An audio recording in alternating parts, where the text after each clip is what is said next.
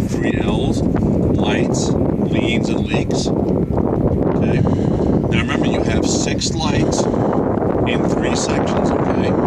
Front of the tractor, back of the tractor, back of the trailer. The first 3 of those lights are always the same: left, right, forward. Okay. And then on the front of the tractor, you have low beam, high beam, and clearance. So the 6 lights on the front of the tractor: left, right, 4-way, low beam, high beam, clearance. Okay. Then I'll check for any leaning, which would indicate a suspension problem. And then I'll lean down, look for any leaks, which would indicate maybe broken shock or busted leaf spring. And then I'll pump the hood.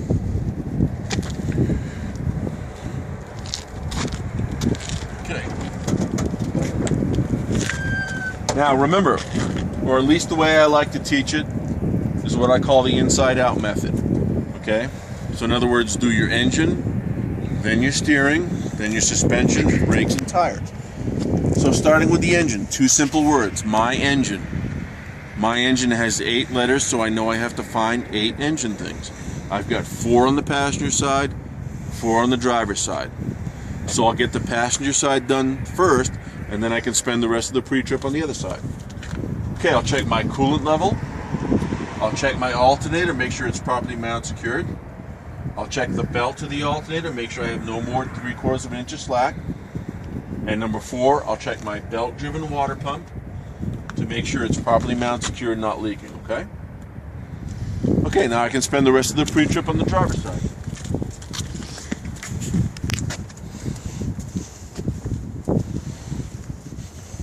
Okay, number 5, I'll check my oil level. Number 6, I'll check my power steering fluid level. 2, my gear-driven power steering pump. If you follow the hoses to that little silver box, that's your gear-driven power steering pump. Number 7, I'll check my gear-driven air compressor. Make sure it's properly mount secured. And number 8, I'll check every hose for leaks. And I'm done with my engine 8, okay? Then I move on to the steering. You don't have to know all the fancy names. Just tell me you're going to check every steering link component to make sure it has a castle nut and a cotter pin, and the steering box is properly mount secured. Okay? Now, here's where it gets easy. Whenever you see a tire, you got to remind yourself that behind the tire you have the brakes and the suspension. So you say to yourself, TBS. I got to talk about the tires, the brakes, and the suspension. And just remember the number's 454. You got 4 tire parts, 5 brake parts, 4 suspension parts. Now, since we're working from the inside out, I'll get the 4 suspension parts done first. What's the acronym for the suspension? MUSS, right? Mounts, U-bolt, springs, and shocks. Okay, so I'll look at the spring mounts, make sure all the bolts are there. I'll look at my 2 U-bolts, make sure they're properly mount secured. The leaf springs, nothing's cracked, broken, or missing. And my shock is properly mounted secure, okay? Now the brakes. The acronym is CHAD, but change it to CHAD-L. That stands for Chamber, Hose, Adjuster, Drum, and Lining. Okay? So I look at the chamber, make sure it's properly mounted secure, no damage. I'll look at the hose, make sure it's in good condition, no leaks. On the other side of the chamber, I'll check the slack adjuster and push rod, make sure that I have no more than 1 inch of slack. Then I'll lean over the tire to look at the lining of the drum. Make sure the drum has no cracks or bluing, and the lining is at least 1/4 inch of thickness, okay? And last but not least, the 4 tire parts: rubber, rim, nut, and seal. So starting with the rubber, I got to talk about ICD, inflation, condition, and depth. I'll make sure the tire is inflated to between 90 and 110 pounds. C is condition, so I look for any ABCs to the rubber: abrasions, bulges, or cuts. And the minimum depth on my steers, 430 seconds. If it's a super single, it's still 430 seconds, okay? Whenever you have 2 tires together, 230 seconds. Okay, then I drop down to the rim. I make sure there's no illegal welds or cracks. All my lug nuts are tight and present. If one was loose, I would see graphite streaks. If this were a steel rim, I would see rust streaks. And then I'll check my hub oil seal to make sure it's in good condition. If it were bad, I would see oil all over the rim, okay? Remember, this is a hub seal. Those are axle seals, okay? Okay, now the tough part's done. Now I just walk down the side of the rig. I'll check my mirror, make sure it's properly mount secured. I'll make sure the door functions properly and the door has its weather strip. I'll make sure my steps are in good condition. I'll check this light to make sure it functions as a TFM, turn signal, four-way flasher, marker light.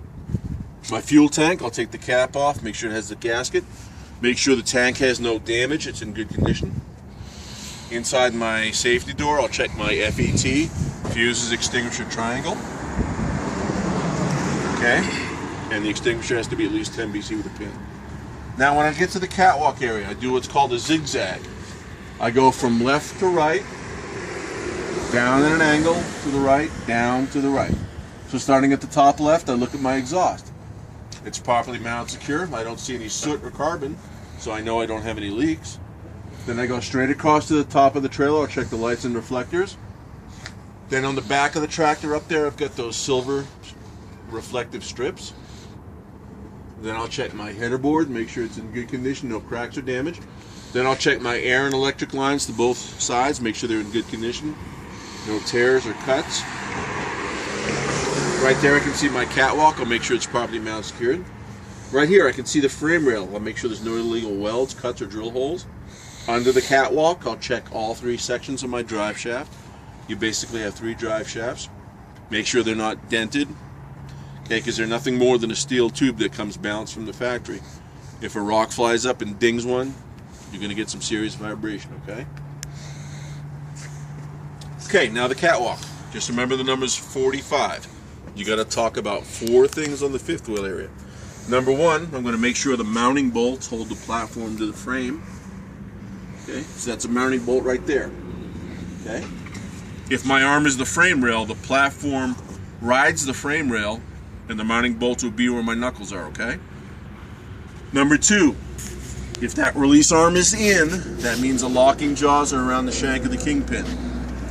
Number 3, I don't want to see gap or daylight in between the apron and the fifth wheel plate, okay? And number 4, if I have a sliding fifth wheel, which this one is, I'll make sure the pins are in their holes and I have the proper clearance between the landing gear and the back of the tractor. Because if the fifth wheel's all the way forward, the landing gear can rub against the tractor if you make a 90-degree turn, okay? Alright, here we go. I got to talk about one of these axles. So I say to myself, TBS. I got to talk about the tires, the brakes, and the suspension. But I got a Form 4. I can do it the easy way because I already talked about that axle. So I just remind myself the number's 113. There's one difference between these brakes and the steers, one difference between these tires and the steers, and there's 3 extra things on the suspension back here that the steers don't have. So I would say it just like this to the instructor. I'll check these tires exactly like the steers. The only difference is I'll check my axle seal. I'll check these brakes exactly like the steers. The only difference is I have an extra air hose to check. I'll check this suspension exactly like the steers, but I have to check 3 extra things: the airbags, the airbag mounts, and the torsion bar. Okay? How simple is that? I'll check my mud flat, make sure it's 10 by 10. I'll check the 6 lights on the back of the tractor: left, right, 4-way, brake light, tail light, reverse light.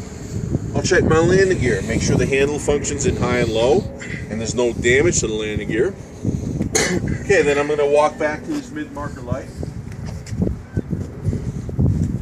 Okay, and I'll stop here, and I'll check the side of the trailer, make sure there's no damage. I'll make sure I have all my reflective tape. I'll make sure this functions as a TFM, turn signal, 4-way flasher, marker light. And then I'm going to check the frame of the trailer. I'm going to lean down. I'm going to look at all the cross members, make sure they're in good shape, and I'm not missing too many rivets on the side here. Okay, and then I'll walk back. I'll make sure these air lines are at least 18 inches off the ground. I'll check my tandem release, make sure it's in the lock position. If the arm is in the lock position, then I'll look at my 2 pins and make sure they're sticking out of the holes. Okay, see those 2 pins? You got 2 pins on each side. Okay, here we go, TBS. I got to talk about the tires, the brakes, and the suspension. All I have to say is I'll check these tires exactly like the drives. I'll check these brakes exactly like the drives. Now you got to be careful because each one of our school trailers is slightly unique as far as the suspension. This particular trailer is loaded. This one has 8 suspension parts, okay? This is a Springer and an air ride. Okay, so I got to check my spring mounts. I got to check the springs. I got to check the U-bolts. Okay. I got to check the airbags, the airbag mounts, torsion bar, torque arm, and shocks. Okay, so this one is really loaded. Okay. Okay, so right here, if you look carefully, this is a spring mount.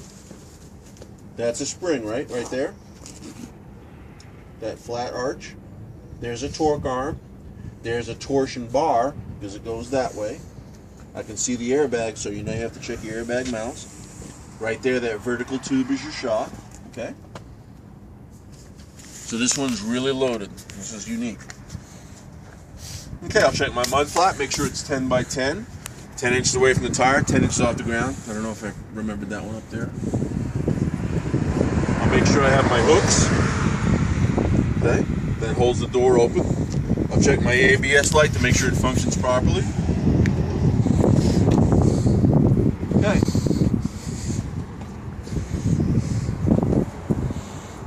Then I'm going to check the back of the trailer. I'll look at the doors, make sure they function properly. The doors have their little ties to hold the door open. I'll make sure I have all my reflective tape, and I'll check my 6 lights. Left, right, four-way, brake light, tail light, and clearance light. And then all you have to say is I'll check the other side of the tractor and trailer like I check this side. You're done.